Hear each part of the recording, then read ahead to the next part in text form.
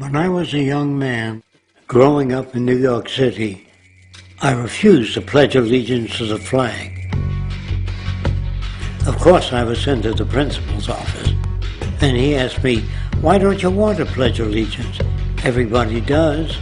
I said, "Everybody once believed the earth was flat, but that doesn't make it so." I explained that America owed everything it has to other cultures and other nations, and that I would rather pledge allegiance to the earth and everyone on it. Needless to say, it wasn't long before I left school entirely, and I set up a lab in my bedroom. There I began to learn about science and nature. I realized then that the universe is governed by laws, and that the human being, along with society itself, was not exempt from these laws.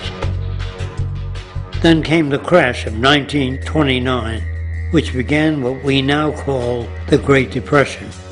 I found it difficult to understand why millions were out of work, homeless, starving, while all the factories were sitting there. The resources were unchanged.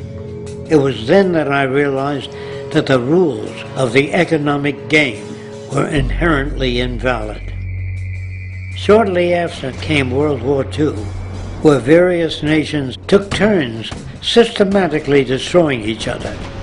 I later calculated that all the destruction and wasted resources spent on that war could have easily provided for every human need on the planet.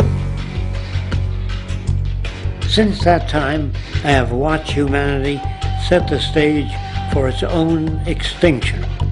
I have watched as the precious finite resources are perpetually wasted and destroyed in the name of profit and free markets. I have watched the social values of society be reduced into a base artificiality of materialism and mindless consumption. And I have watched as the monetary powers control the political structure of supposedly free societies. I'm 94 years old now, and I'm afraid my disposition is the same as it was 75 years ago. This shit's got to go.